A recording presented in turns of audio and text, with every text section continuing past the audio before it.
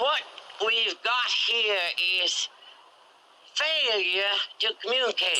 Hey, I'm UFC President Dana White, and you're in the ring with Callum McGregor.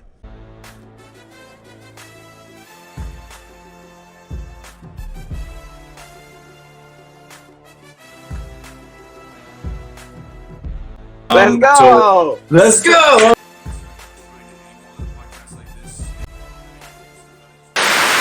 UFC 276, Israel Adesanya against Jared Cannonier.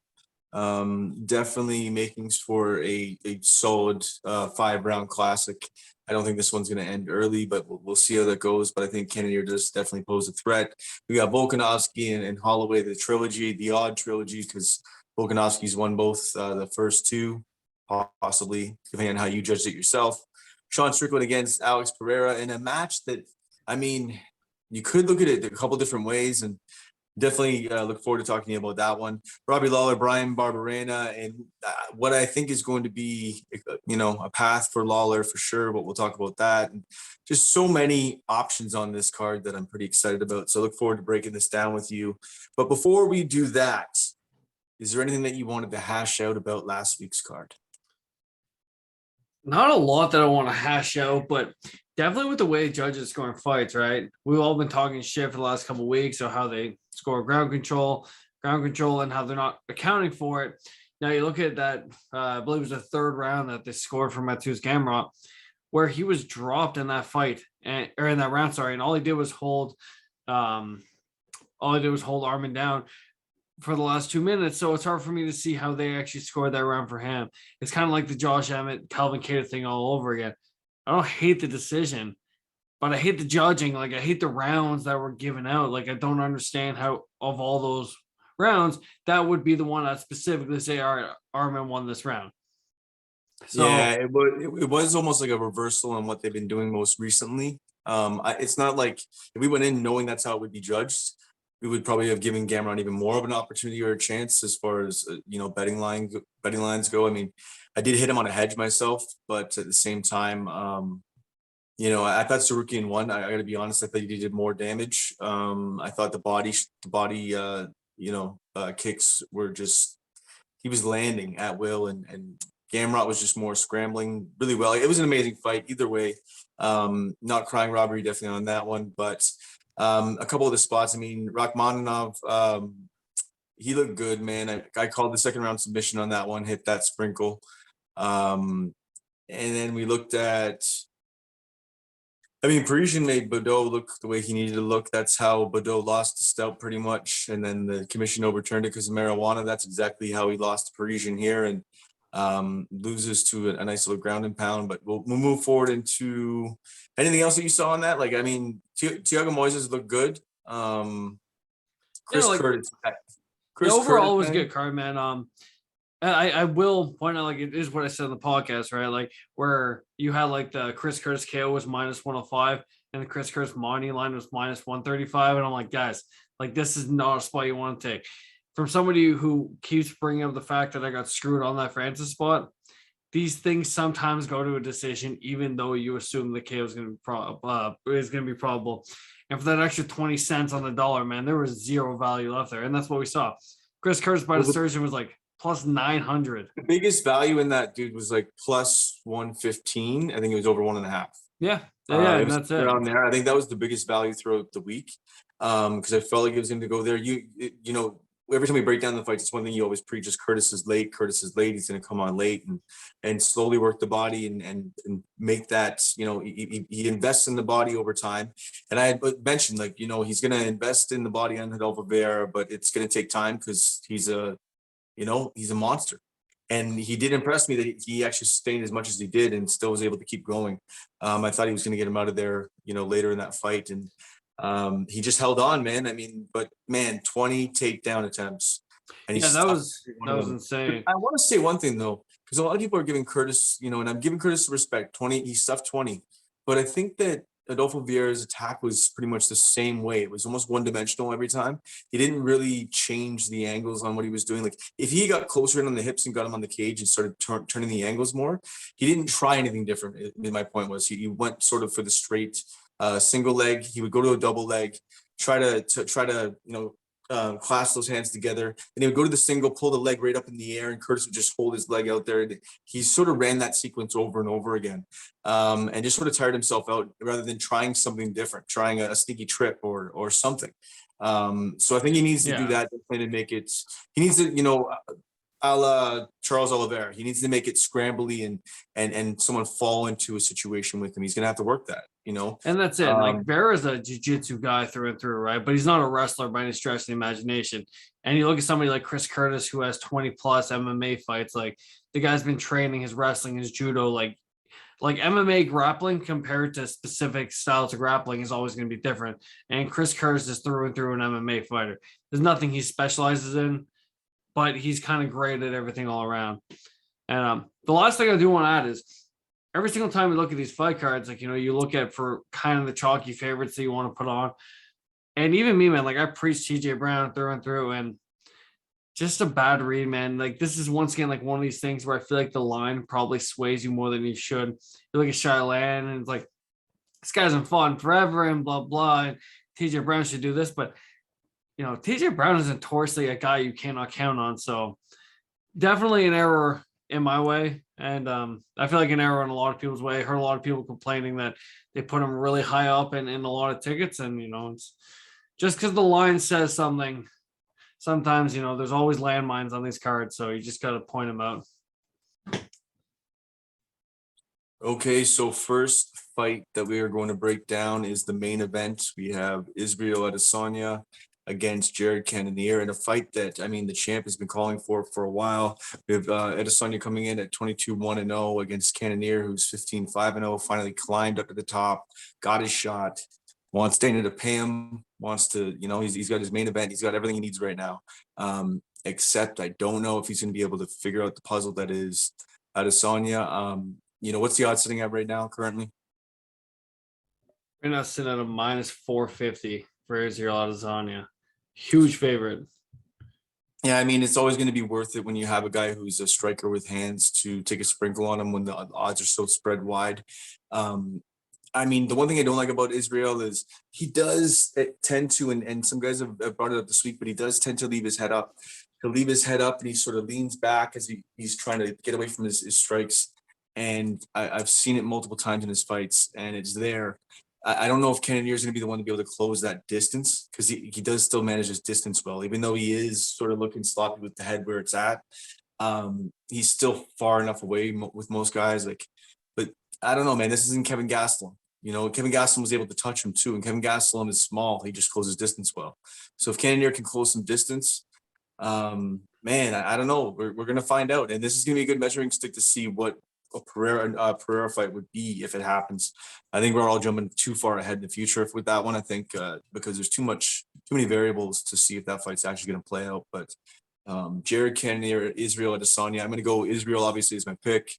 But I wouldn't hate anybody if they want to sprinkle some money on the dog with the price where it's at. But this fight may be going. What's the over right now? Man, the over set at over 4.5 with it being minus 120. They're like planning this to go to decision. The under 4.5 minus 110. You look at the round props. There's nothing really there, to be honest. It's fighting a decision. I gotta be honest. I don't really want. There's so many better spots on this. I don't even want this as my hedge. Really, it's a decent hedge, I guess, if you want, but I'm just not really wanting to touch too much on this one. How do you see it playing out? Can Jared actually be the guy that actually closes the distance on Adesanya, or is he going to just be matadored, around the cage for a little bit and then ultimately, either put out the pasture at the end of the fight or just decision? Yeah, to be honest, I just think stylistically, it's a bad fight. If you look at Jared Cannonier's wins over the last little run he's been on, you got Derek Brunson, where Derek Brunson beat the piss out of him in the first round. That shit wasn't even close. If you jumped on him after the first round, I'm sure the line probably would have been close to plus 800. And then Derek Brunson doing Derek Brunson things on a clip. A win over Kelvin Gastelum. Well, all fairness, Gastelum hasn't really looked anything great in the last 3-4 years.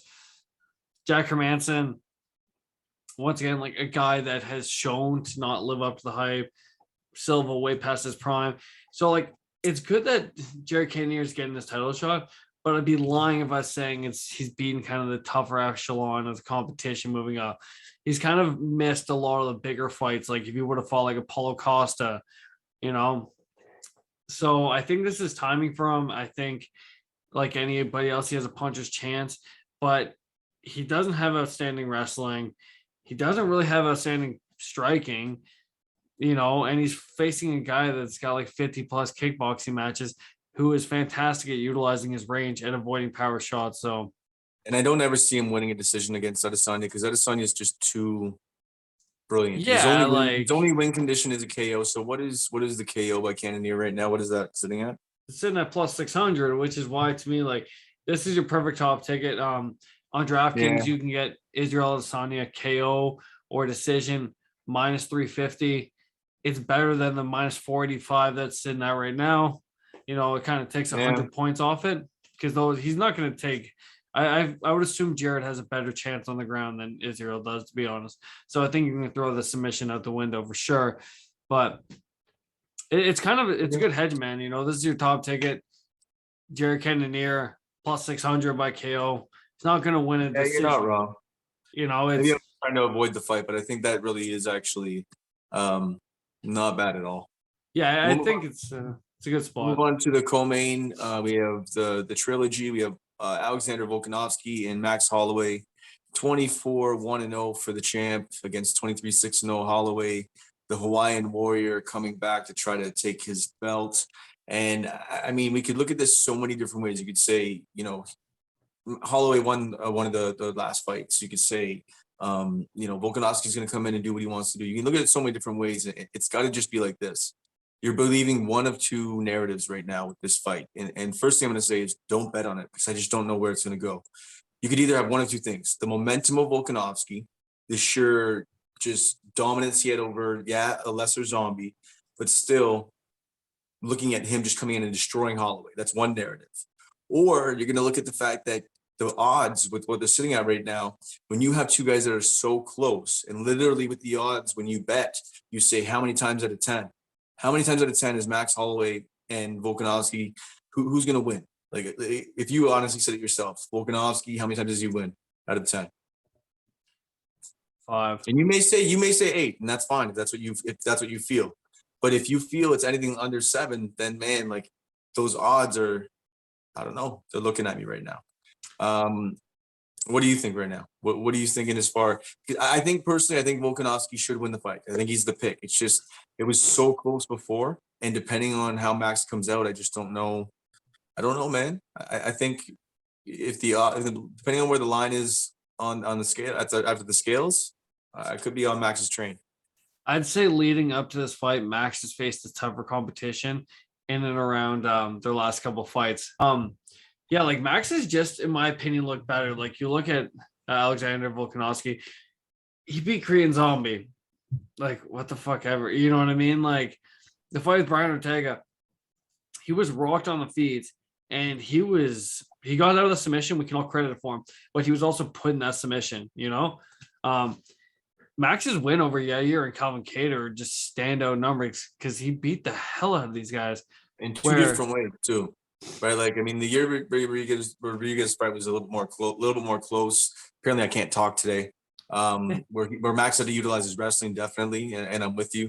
And then obviously with Calvin Kattar, he just puts brakes on him. And like, there's no doubt that Max Holloway is susceptible to leg kicks, right? Yair came in that first round and just beat the shit out of his legs, and I think all of us holding Max Holloway tickets are kind of like, well, this probably ain't gonna end well for us, but. Max is very good at persevering, and like I backed Max in both of their fights, and I'm gonna back him again here. It's not that I don't like Volkanovski, it's just I really do not think he's the fighter everybody thinks he is. It's probably gonna bite me in the ass. You and I had this big debate in the Brian Ortega fight too, and you know I came up on the losing end. So one of these days, betting against Volkanovski will favor me, and hopefully it's on Saturday because I just think Max is the better fighter through and through. And honestly, Max is humble, and that has nothing to do with fighting, but the fact that whenever they asked him today or yesterday, if this fight solidifies who's the best featherweight in the world, and he turned around and said, "Have you all forgotten about Jose Aldo?" Man, that just speaks words to me. So I'm back in Holloway. I think he gets it done. I think it's a close split decision. And the way judges are fucking things up, I'm hoping we end up on the right side of this one. Okay, Sean Strickland and Alex Pereira. Man, I mean, this really should be a tale of Pereira keeping it on the feet. And I don't know if it's going to be too hard for him to want to keep it on the feet, because even with what Strickland was saying, I mean, people were looking at this fight different ways, where Strickland should take this to the ground, and that's what he should use, some fight IQ, but he hasn't shown good fight IQ in the past.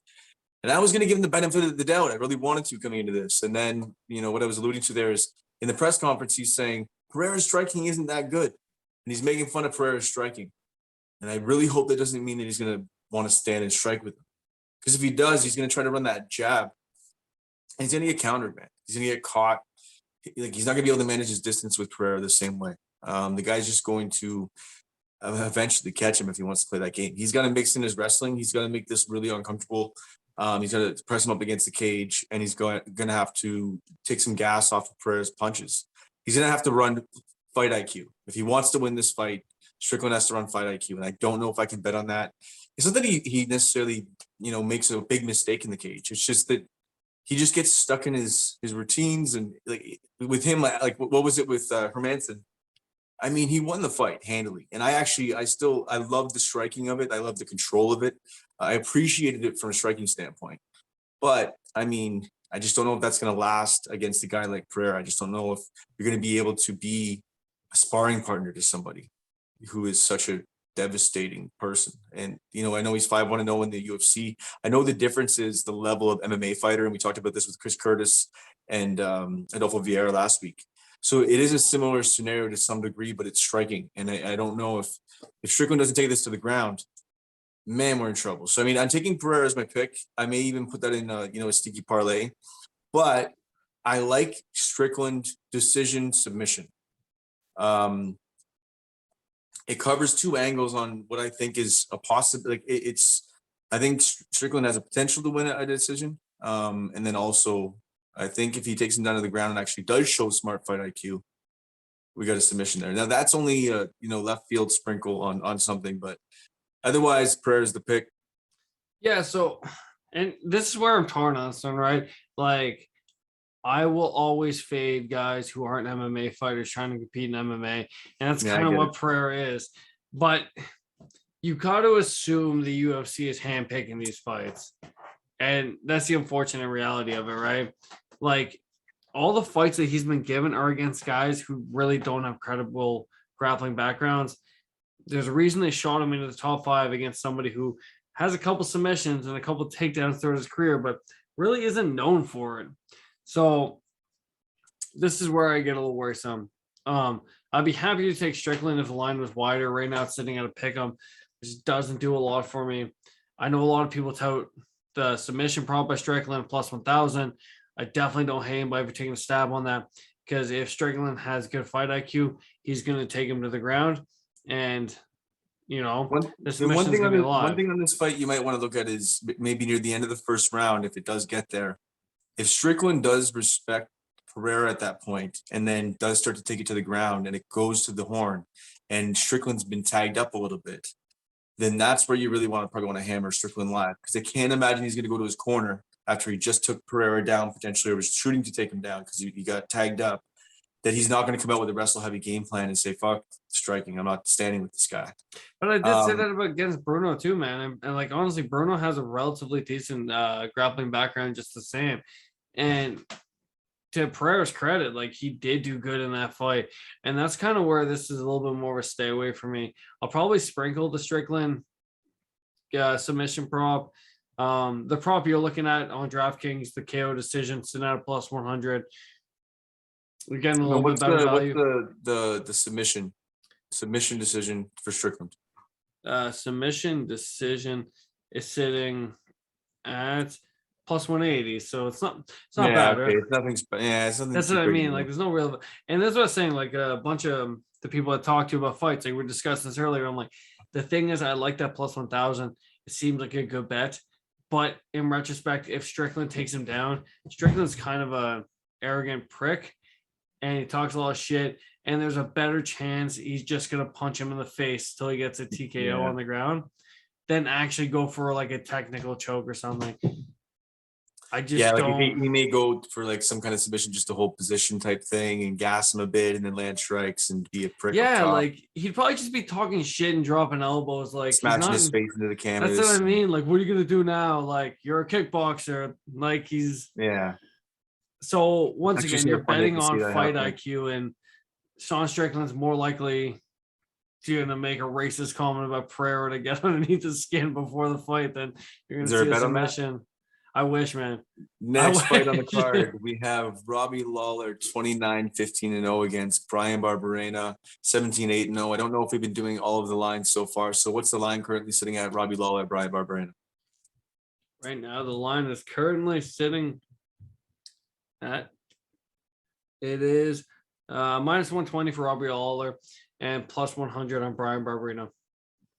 Yeah, I mean, I'm going to just go out here and say this, coming into the Nick Diaz fight, I didn't really see, like, Robbie Lawler looked good when he changed camps. He looked good when he was, I believe, where is he right now? Is he at Sanford? Yeah, I think still at Sanford MMA. Yeah, Sanford, and he looked absolutely amazing when he came out against Diaz. He looked shredded. He looked in great shape. His cardio was on point. Striking looked tighter. He looked more sound. So that Robbie Lawler, if he shows up against Brian Barberena is in a lot of fucking trouble. In my opinion, I don't see the fight going any other way. I think Barberena is there to be hit. Yeah, he's a warrior, but how long does that last? And against a guy like Robbie Lawler, it doesn't last very long. Those are cement bricks. Those are grenades. Those are Molotov cocktails in your motherfucking window. Brian Barberena is probably going to get tagged early. I'd say under 2.5 is under 1.5 is a possibility in this one. I don't think it's going to go the distance. I think you're going to see Lawler touch him early a little bit, just to sort of see where he's at, gauge his distance. And as soon as he finds it, he's just going to hit him in the fucking face and knock him out. Yeah, man, I'm on the other end of this one again. Like, I think we saw a lot out of that Nick Diaz fight based on the fact that I don't really think there was a threat there. Like, in all fairness to Nick Diaz, like, he came in there out of shape and he threw a lot of punches, but I don't think he was really worried about what was coming back in his direction. I think there was a lot of that hype going behind it because they're two of these guys. They're the old school. They want to throw on a fight for everybody else. But I like Brian in this fight. I just think his output's going to be more. And at this point in time, like, it's been like almost 10 years since Robbie's had like a KO. Like, I don't think that he's going to be worried about what's going to be coming his direction. And Brian Barberena is the type of guy that throws caution to the wind. I like. And do you see it go in the distance though? Because I don't see this going the distance. I think that Barberena's been in too many wars. I mean, you can say the same thing about Lawler, going back and forth either way. For either on, I know we're on either side of this one, but if you look at two guys who've been in wars, what's the under sitting at right now? The under 2.5 sitting at plus 145. Did we already mention? I mean, maybe we already mentioned that, but no, we didn't. To be honest, though, if you're gonna bet this fight doesn't go the distance, I would probably bet Robbie Lawler KOs Brian before Brian KOs Robbie Lawler. Just in the sense that, I mean, like, Robbie Lawler, when's the last time this guy was actually finished? No, well, he had that bulldog choke, but that was a fucking. We all know the controversy there. Yeah, the last time he was finished 2016 by Tyron Woodley. And Tyron Woodley literally took his lights out in that fight. So I don't see Brian coming in. You're like, Robbie's a vet, but he's not the type of vet that's been getting his ass kicked. It's just he's older, he's slowed down. And so you just think Barberena's going to point him? I just think he's going to outvolume him. As I said, if there's a finish, I would assume it's on the Lawler side as opposed to the Brian side. Brian doesn't, I don't think he's got really that much power. He's just the type of guy that's really good at taking a punch until he doesn't take one anymore. So you look at a finish only prop, All right. But it's once again, we're going to talk about Cerrone and Jim Miller next, I think. But this is another one where you got a guy that's been fighting for 20 plus years in the organization. You really don't know what you're going to get. It's a little bit dicey whenever it comes from betting angles. From a fan perspective, this is a great fucking fight and it's going to be awesome.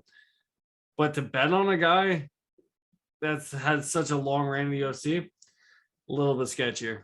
Yeah, I think I'm still gonna go on Lawler on this one, but I like it, man. this is normally where there would be a shoey bet, but unfortunately we know that I don't drink, so we could do some kind of other bet on this one. What are you thinking? We'll figure something out by the end. I mean, you could do the shoey, and then I could do Sure. something else. I'm not rocking just a mustache. That's not happening. But we'll figure something out. Next fight on the card, we have Pedro Munoz. That's who I have on my list here against Sean O'Malley. Is that how the card lines up? Yeah, that's correct. So this one's very interesting, man, because we could look at the idea of narratives again. We either have a narrative of Sean O'Malley coming in and staying on the outside, piecing up, applauding Pedro Munoz, who sort of tends to, when he throws his shots at times, he sort of pauses and he's plotting in front of his opponent. Comes in with that Muay Thai style, and you could see him, freezing up and getting caught by O'Malley and getting tagged up multiple different ways. And O'Malley either piecing him up for 3 rounds or putting him out later on. Or you have the narrative of the leg kicks. Do the leg kicks land? And that seems to be a constant thing that everybody says, is O'Malley going to lose because of leg kicks? And I mean, how many times are we going to? I don't know. Are we going to keep saying it? I'm not sure, because I don't know if those are going to play a big toll in this. I don't know if O'Malley's going to let that happen. His footwork is there. If he needs to make the adjustments, he will. I think he's not the same fighter he was when he went down and couldn't get up, and he does the Joe Rogan interview when he was laying on his back. But that being said, I mean, as the line gets bigger and bigger, I'm not really hating anybody if they want to take a shot at Pedro Munoz, catching him with the shot. I mean, I'm not hating it, because there is times O'Malley does look a little bit sloppy. But I mean, I just think that there's levels in striking, and I think O'Malley is just way far ahead. And I think Munoz should be pretty much food for him. I think he's going to catch him in multiple different ways. And my pick's going to be O'Malley in this one. I could see both ways, though. I could definitely even see this going to the judges' scorecards and going to a greasy decision. And people don't even, realize that Munoz could actually catch him with some big shots. And O'Malley wins the volume and maybe clowns him at points. But I'm still going to go with the favorite. But the favorite, what's he sitting at right now? Pretty heavy. Yeah, he's sitting at a minus 300 with their return on Pedro being a plus 250. Yeah. So, I mean, I'm with O'Malley's aside, but I mean, I'm not going to hate anybody if they want to, sprinkle some money on Munoz. Yeah, like honestly for me, man, this is just kind of a line thing, right? And whenever you look at both these guys, right, like Sean O'Malley, he beat Rafael Paiva, Eddie Wineland, like definitely not facing the top for competition. But in retrospect to Muniz, he's facing a higher level of competition, but he's not beating them. His only win in his last fight was against Jimmy Rivera, who is no longer in their organization, who's fighting bare knuckle boxing now. So, as much as it pains me to say it, I do think Sean O'Malley is the side here. Like, I don't hate anybody for taking a Pedro Munoz decision prop or something, but I think this fight likely goes to decision. Like, there's not really much to break down in this one, if you ask me. Like, Sean's got crisper boxing, but I truthfully believe Pedro probably hits harder, and the calf kicks could be coming to play. But Sean O'Malley has a relatively large reach advantage. It's probably just going to tower over him. It's a bigger cage, probably land the better strikes, and ride out to a unanimous decision. But maybe a split decision prop if you really want to get degenerate on this one. But this is kind of a show me spot for Sean O'Malley, just because the level of competition Pedro Munoz has faced, even though he hasn't beaten it. And retrospect is probably more of a stay away than anything for me. Yeah, I'm going to just more enjoy this one because I think that there's not really, it's hard to find value. You're reaching. Yeah, there's no value at all. Like, and as a Pedro Munoz, yeah, you can bet on him, but you got to assume that he's probably not going to win this fight. Like, as you were saying about Pereira, like, the UFC builds stars based on fights. Everybody else gets whatever the fuck they get. But whenever it comes to the UFC wanting to build up guys who have traction outside of the UFC, they really do handpick their fights. And this is very handpicked, in my opinion. All right, I'm with you. Next fight on the card, we have Brad Riddell against Jalen Turner. Brad Riddell 10-2-0, Jalen Turner 12-5-0. Riddell coming in as, yes, everybody says he's a city kickboxing coach and he's known for his striking, but we all sort of know that he's going to have to mix in some of his wrestling, which has become, pretty decent in his last couple of fights, and he's going to have to use it. He's going to have to try to pressure Jalen Turner. If he doesn't close that distance, to at least try to limit some of that range and that distance with that striking that Turner has early, it could be a problem. But as we know, Turner starts fast and Riddell starts slow. So I'm leaning Turner on this one. I'm going to go Turner. Likely there'll be a little sprinkly, maybe second round type deal again. I even potentially like Riddell trying to take it to the ground and Turner taking that neck. I'm seeing it again. I've been calling submissions. I've been on the submissions, man. I'm calling them to the round and I'm hitting them. So, I mean, yeah, I'm going to go with Jalen Turner in this one. I think it's going to be a hard fight. I could see this probably it could potentially go the distance. I think Riddell's, tough. But man, I'm going to definitely go Jalen Turner in this one. I think he definitely finishes this inside the distance. And I like the submission sprinkles. I'm going to touch that up this week. Yeah, I don't hate that at all, man. I primarily think this fight probably stays standing, but you're right. Riddell probably does have to take this fight to the ground. And yeah, like if you look at Riddell's fight against Fiziev, it was a good fight. But anybody who kind of has like the higher echelon type striking seems to have Riddell's number. And I think that's what we're going to see here with Jalen Turner. Jalen Turner, he's got a 7-inch reach advantage. He's got crisp boxing. He's got very decent takedown defense just the same. So even if Riddell tries to make this dirty, he's probably going to eat elbows on the inside and probably be uncomfortable in whatever spaces he kind of gets himself into. Riddell did have a lot of hype coming into the UFC, but I don't think he's the top tier fighter that we think he is. And Jalen Turner, in retrospect, he had a lot of ups and downs in his career. But if you look at Jalen Turner now compared to what we saw a couple of years ago, it is night and day, man. This guy's making improvements left and right. And I'll even admit, man, I faded him against Jamie Malarkey, and he beat the piss out of that guy. There was not even a question in that fight. So I spent more time because I said a note in the past. I didn't quite do my tape study for that one as best as I should. And man, I think Turner's the real deal. And I think this fight goes to a decision, but nonetheless, the minus 130 on Jalen Turner, I don't hate. I think it's a very fair line. Yeah, I mean, looking back at the submissions I was talking about, so we had Kevin Holland second round over Tim Means. And it's not that I had called it out big time, but I mean, Kevin Holland a little while ago said, look out for my submissions. They're coming. And this was finally against a guy where there was a potential for those submissions, right? And what it was he was durable enough that if Holland caught him on the feet, the submissions would present themselves. The neck would present itself. Then we move forward into the next week, and we got Shavkat, who is likely going to – this isn't me being a prophet by saying I think this is probably going to be a submission by Shavkat because most of his win conditions are subs, right? But Magny's game, he takes a couple shots, bam, bam, gets staggered a little bit, and then submitted out. And now we have, moving forward into this week, we have a Brad Riddell, who I think is honestly going to be game.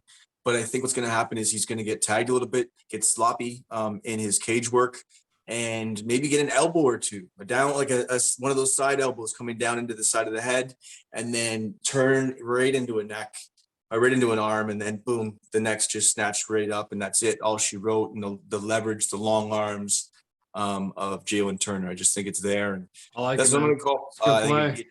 Guillotine's there on that one. I think it's going to be there all day. So now, next fight in the card is Donald. Sorry, go ahead. I was going to say, let's look at that real quick though. What is the submission prop sitting at right now? Bro, Jalen Turner by submission. It's only plus 400. All right, on to the next fight. I mean, you're gonna want to go submission by rounds, or if you get actual submission, so you can get a guillotine choke because it's a likely choke because he's gonna try to take him down nonstop. So that's fair. Next fight in the card, we have Donald Cerrone against Jim Miller. Cerrone coming in, cutting weight partially in this one because he doesn't walk around at 170 for the third time in what is 2 months, or not even 2 months, and everybody's referencing their past fight where Jim Miller had been worked to the body, and Cerrone put him away. But Jim Miller was really in his phase where he was not in a good shape at that time because of what he was dealing with Lyme's disease.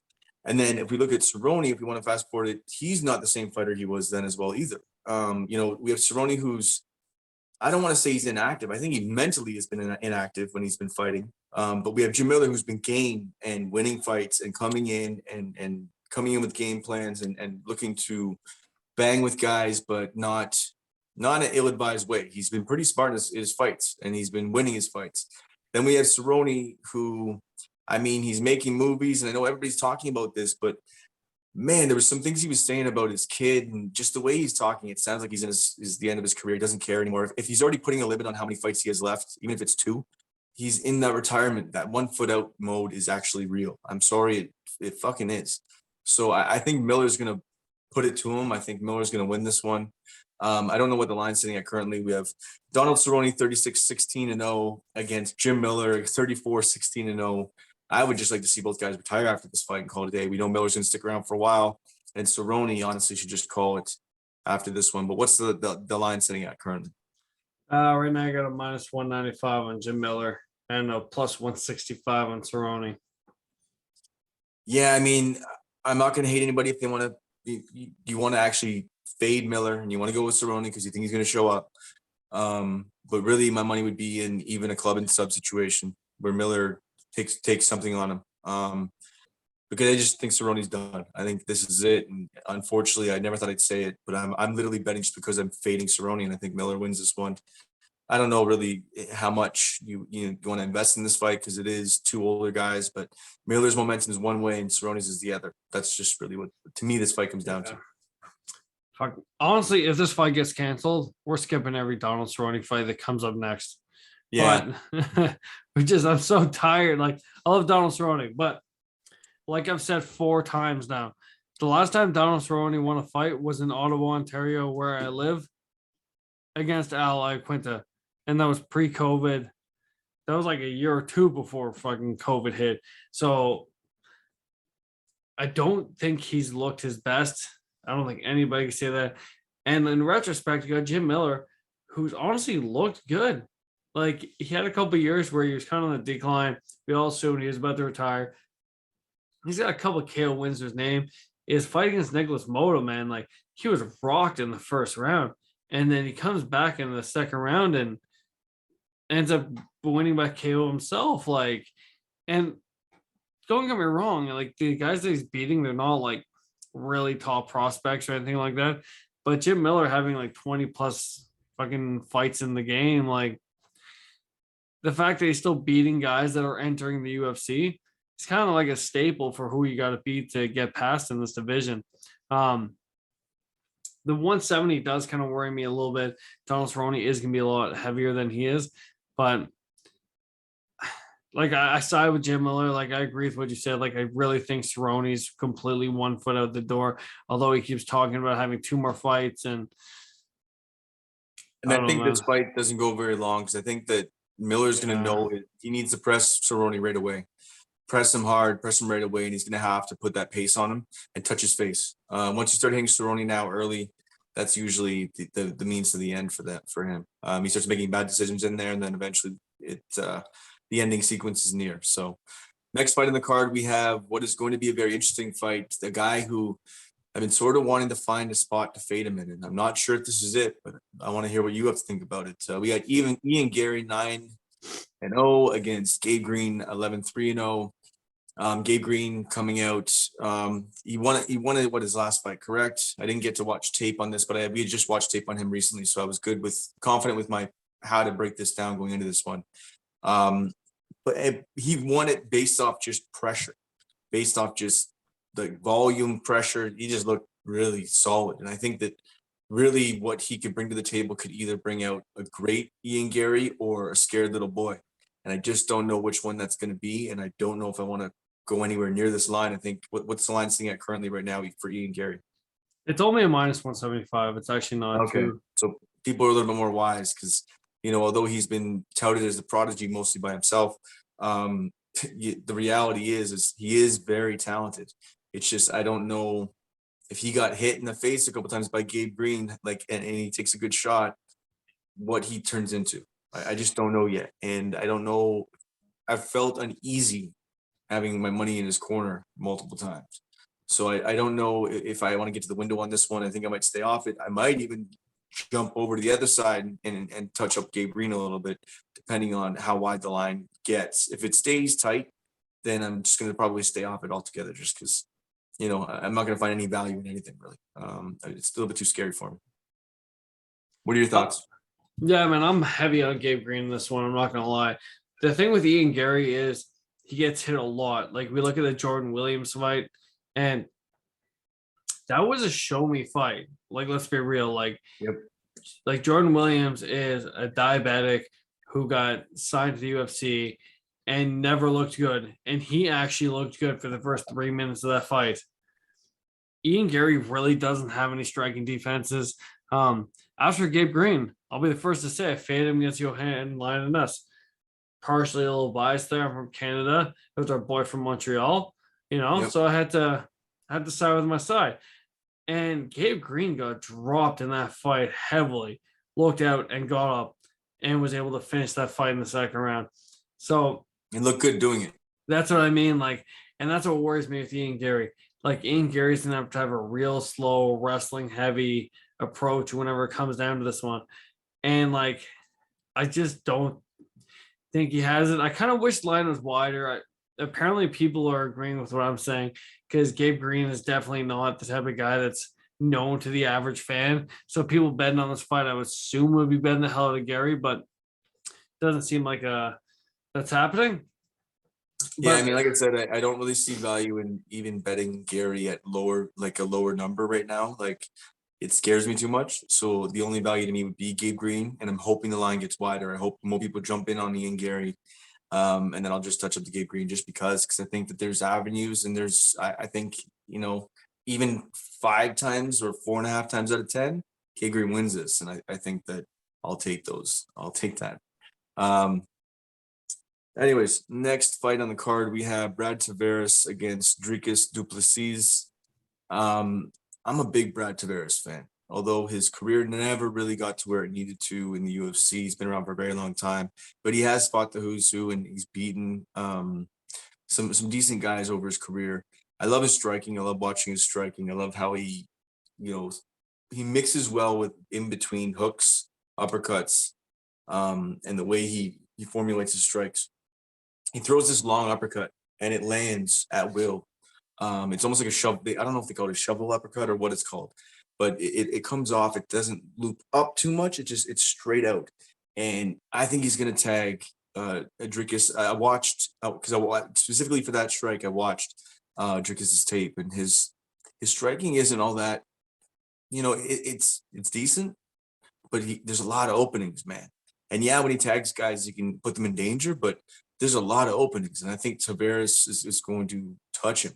I'm on the Tavares side of this. I think he's just more well-rounded. I think if he wants to mix in the wrestling in this, it's good to go. I think that on the feet, he's going to be actually cleaner. What's the line sitting at currently right now? So Brad Tavares actually opened up as a relatively large favorite, but over the last week, the lines moved to a minus 145 on Drikas, plus 125 on Tavares.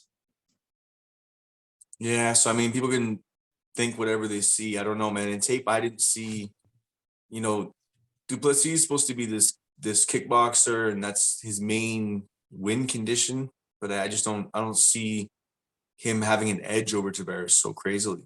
And then I think Tavares has a more of a wrestling edge there. I don't know, man. What did you see in tape? What did you see? And once again, man, this is the best thing about this card, man, is that the fights that they lined up because they knew we would struggle with this. Like, they are super competitive fights.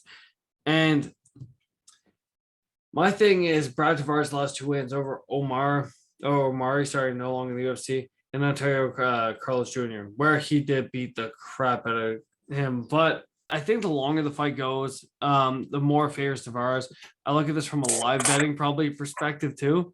Like, if this fight gets extended past the first, I think Duplacis' win conditions drastically drop just based on the experience that Brad Tavares has.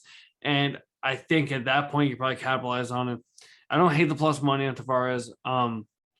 Tavares, other than getting, he does tend to get KO'd in the fights that he loses, but once again, like with Duplacis, he doesn't look good in fights until he starts looking good and he wins. And that's the thing. Like, even if you look at the Trevin Giles fights, right? He wasn't looking that good in that fight until the second round. So it's definitely a harder fight to call. I know I've kind of been wishy-washy on it. My pick will be Duplacis. I just think he's the younger, hungrier fighter. But I will be sprinkling some Brad Tavares decision because I think that at the end of the day, this fight's going to get extended and there's a good chance that he rides there. So maybe we'll look at a finish only. I don't know, man. I think that's not. I'm all over the place. I'm all over the place. But that finish finish only might be the way to play that because I strongly think that Tavares wins decision in that. But hey, we're both sort of on the same thinking on that one. Uriah Hall against Andre Muniz. I don't know who's going to be on what side on this one, but I can't be a Uriah Hall backer. And I've told myself this and I just won't do it. Because if he shows up and clowns on me, if I push my chips in against him and he lands a crazy devastating KO blow and it's a highlight reel for ESPN, I'm cool with it. But that's like a lightning striking. It happens here very, very, very rarely nowadays because this man does not realize how talented he is. Mentally, he just doesn't go into the cage. And he shouldn't even be winning the decisions he's winning. He should be going in and beating these people, winning inside the distance. And he should be dominating some of these people. He shouldn't have to go to split decisions and bullshit. Like, it just doesn't make sense to me. Too talented. And right now, what's the line currently sitting at? Uriah Hall, 17-10-0 against Andre Muniz, 22-4-0. Muniz right now is sitting at a minus disgusting 320. Yeah, it's too wide, man. It's crazy because it's gonna kill the submission. The submission's like I think minus 125 or something right now too. Yeah, let's take a look. I got it right in front of me. Yeah, minus 120. Yeah. Yeah, we say this all the time, man. You don't bet plus money on props. It doesn't make any fucking sense. Well, at this point though, it's almost like you're gonna bet the KO by Hall. That's the only value you might find in this point. So either way, I'm not touching it. I think he's going to get submitted. That's personally what I think is going to happen. But either way, I'm staying off it. I would appreciate to see Hall have a big KO victory. May last minute throw a sprinkle on it. But yeah, man, I think this is just a dangerous fight to pick because you could pick, you could put a bunch of money in on big chalky Andre, and he could get knocked out, or you could try to put your chips in on Uriah Hall, who's just not trustworthy, and lose the money like you expected to when you push your chips on Uriah Hall. So big stay away here. I think we're on the same page. Let's move on to the next fight on the card. I got a little bit of an angle on this one. Yeah, sorry. Angle. My bad, man. Break that down. Yeah. So as much, we're 100% on the same page. Not much of a breakdown with this one. Andre Muniz probably wins by decision, but the third round TKO by Uriah Hall at plus 2,200. 100% worth the fucking sprinkle. Just based on the fact that Muniz tends to gas. And if he doesn't get him out there and he puts out a lot of offensive wrestling, he's going to be tired going in. And Uriah Hall only capitalizes on fights whenever he knows he's going to win. The guy gets punched like 3 times and he kind of gives up in fights. So if he knows Muniz is tired. Like first minute of the third round, if you get even crazier when they're on the feet and he's gassy, comes off. It's not a bad read. Well, it's all your read. The third round. I like the third round anyways. I'm just getting even crazier with it. But I'm glad you found value in that. You know what? That's not a bad little sprinkly value because you don't have to invest much to get good payback. So I like it. Next fight on the card we have. I mean, look, we've been going back and forth on women's MMA, and I defend it, but it's been burning the shit out of me. Because really you just don't know the levels depending on the matchups. Sometimes it just plays out totally opposite of what you thought. So we have Jessica Eye coming up against Macy Barber, Jessica Eye 15-10-0 against Macy Barber 10-2-0. Macy Barber should ride this. Based on her last performance, I thought she made me a fan last fight. She looked great last fight. She looked solid, mixed in her cage work, mixed in her takedowns, mixed in her striking. She looked good. I was with it. Jessica I might shit in all of your cornflakes and ruin anything that you have if you try to put Macy Barber in an early parlay or even try to invest in this because you think Barber's going to come out and school her. I'm scared in which one to go with on this because I think that one of the dogs is going to win and one of the favorites is going to win. I think it's going to be a split banana on this one. But I don't know. What do you think about this? I think Macy Barber should come in and she's my pick. She's gonna clown on Jessica Ai, but man, I'm not going anywhere near it probably because it's too crazy. These underdogs are just burning us. Yeah, to be honest, man, like, so Macy Barber's a minus 285, and there is a 0% chance I'm fucking touching that line. Yeah, it makes no sense. What do we say? You do not bet chalky women's MMA. Like, I'm more likely just to throw $20 on the dog in this spot just because the fight's gonna be closer. Jessica Ai has an extreme level whenever it comes to the strength of schedule she has. She has the better numbers, in my opinion. And I don't know, man. Like, Macy Barber, like, she's just kind of annoying. Like I don't really. What else you want to say about this fight? Like, it's chalky women's MMA. Like, I don't. She really did look good though, man. If she comes out like she did last fight, she'll win this hands down. For sure, she looked great against Montel De La Rosa, but like, yeah, I know. This is what I always say to people. People are like, oh, who am I gonna get bet in this fight? I'm like, it's women's MMA. It's going to the decision, and there's 3 guys behind that table that are probably looking at their fucking phones and haven't even paid attention to this fight.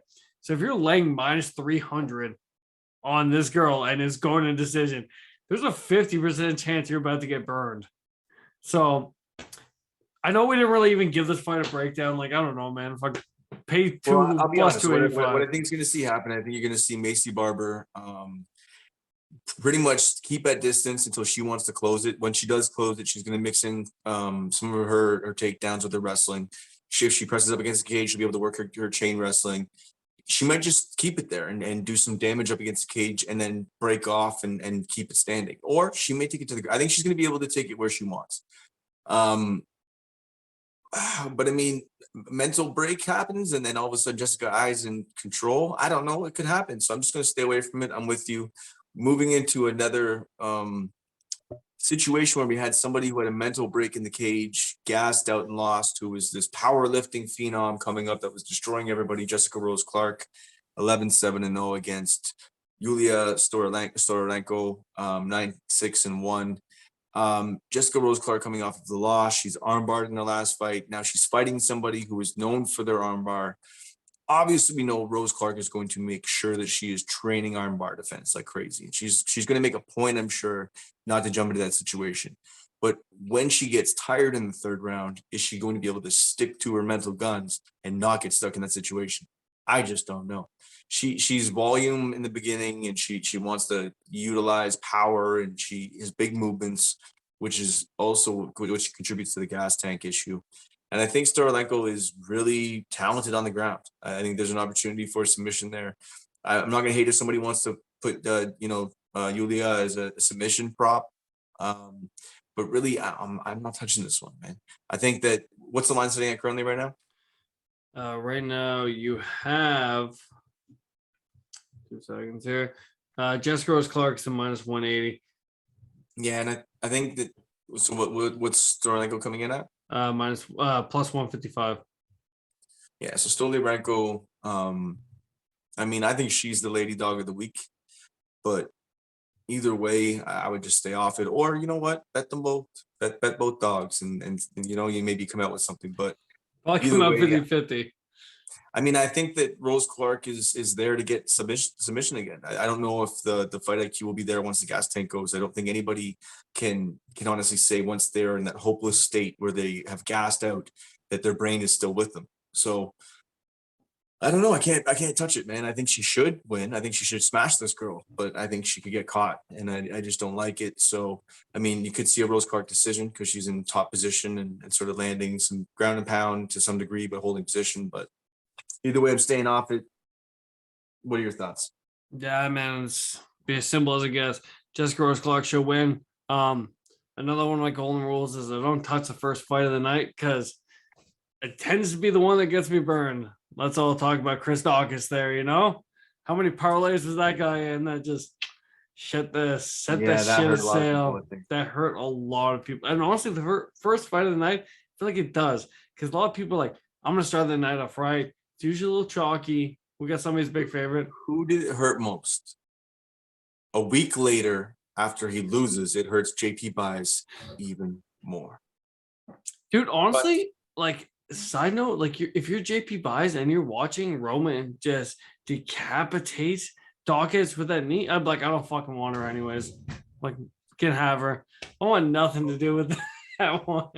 I don't know if we should want to have anything to do with it anyways. But anyway, I But, digress. I'm not getting in trouble on that one. So Jessica Rose I Clark, think man, if she you were to look at probably the pro- rides, but if you don't bet that first round submission, you're wrong. Like Jessica Rose Clark has no fight IQ. She's gonna probably try and take this girl down and give her only win condition possible. So bet the submission.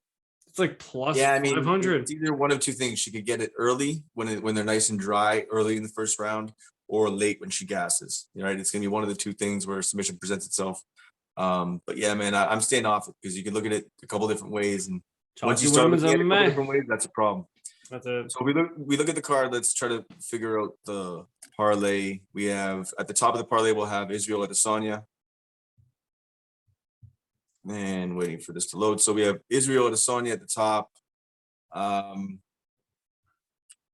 Do you think Sean O'Malley is worthy of this? Because we've multiple times faded him and not put him in, but he ends up riding. So do you think it's too close to call him on that? Yeah, I wouldn't put Sean O'Malley in. Fair enough. Jalen Turner, Brad Riddell, too close. Jim Miller, Donald Cerrone, too much of a shit show. I don't think it's a good parlay for this card, man. I'm not gonna lie. Like rolling down through this, I do not see a lot where I'm like, you know what? But here's the thing: we don't have. You know what? I'm not seeing one either, and we don't have to have one. So then let's pick our spots. What do you think is your most confident play of the week? Well, I gotta say Izzy, right? But like that's not. Let's stay away from that one. Besides, I'm gonna go with Turner. I'm gonna go with Turner. It's a minus 150. We're below the minus 200 line, giving good value on it. Okay, and let's dig in together on that one. Then I'm gonna dig in on the neck and my whole thing. So we're gonna go on Turner. If you're gonna go money line, that's one play. Let's stick with it and take it all the way to Turner. I'm gonna go second round submission. I think that's gonna happen. But it doesn't mean you can't sprinkle like some where the lines are.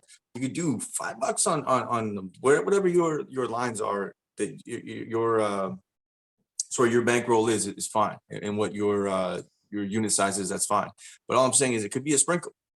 It doesn't have to be anything crazy. But I think that the round submission is there definitely for Jalen Turner. So we'll both dig in on that one. Next fight, I think that we're split on, which is good, is the Tavares Duplacis. We were sort of split on. Actually, we were split on a couple fights today, which was good to see. I think Gabe Green is a potential dog, man. I don't want to officially stamp it in, but I'm pretty close to doing it. Gabe Green's definitely my dog of the week. Okay, so he's your dog of the week. I think there's definite value there. I don't know, man. I think there's definitely an opportunity of it happening. So yeah, I mean, those are spots. I like Tavares on Duplacis. You're on the other side of it. Sorry, no, I just mentioned that. And there isn't really any other spots I think that we could really isolate. I like Misha Tate over Lauren Murphy. I was looking forward to that one. But that is no more. I think I'm pretty high on Miller, man. I'm high on Miller first round or second round. Me too. Depending on what the line is on that. If you go Miller 1-2, that's probably a play. Yeah, for sure. And then as much as I want to stay away from it, I might still. I'm just impressed by her last performance. See, I'm already doing it to myself. Macy Barber just impressed me last performance. Well, man, I don't know. We'll see. Yeah. We'll see how things look. But I think there's at least some spots on this. It is a little bit harder than I thought. One of these cards, everything's very closely lined. Or there's some just chalky spots you want to avoid. Well, I mean, you want to stay off Volk and you want to stay off Holloway. Really, I wouldn't touch that one.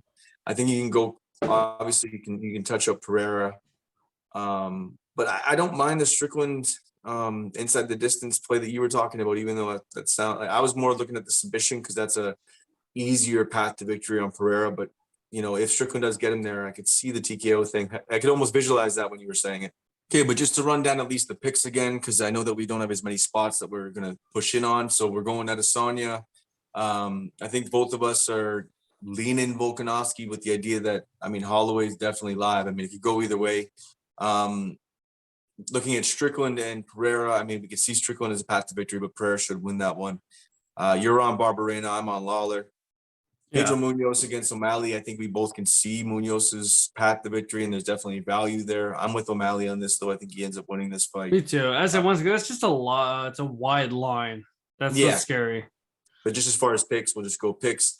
Jalen Turner, I think, is the side in the Brad Riddell fight. I just don't think he's going to have the size, I don't think he's going to be able to find a path to victory for himself. And in doing so, Turner's going to catch him. Donald Cerrone, Jim Miller. I'm on the Miller side of it, and Miller early. It's going to be Miller time, very early. Ian Gary, I have a little faith right now. He's got to almost come out and show up or show out to really have me back him in the future. And Gabe Green did that in his last fight and came back. So we're on Gabe Green. Brad Tavares, we're split against Drikas Duplacis. It's going to be a good fight, I think. One of those fights people don't see coming. Uriah Hall against Andre Muniz could go one of two really big ways, a submission or a knockout.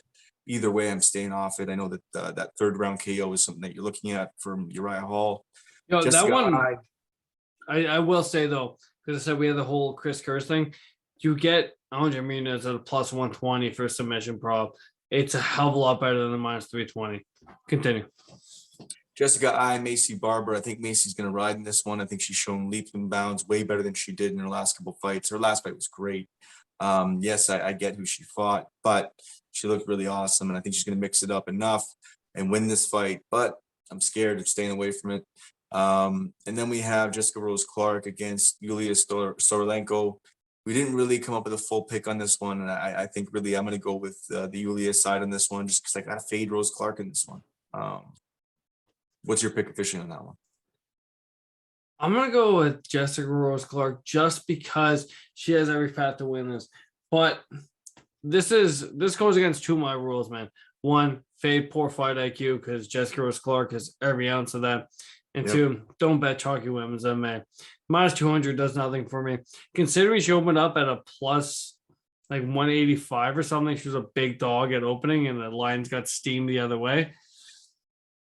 Complete stay away. I'm with you. The only thing I bet on this fight once again is the submission on the Julia side. It's just I want to see Jessica Clark win. I don't like the line. It scares me. All right. So one of the biggest plays, Jalen Turner inside the distance or by submission. For that, I am Cal McGregor. He's Nick Eagleye. We like to look at tape, find angles, hopefully line your pockets while we line our own. And if you don't like us, What we've got here is failure to communicate.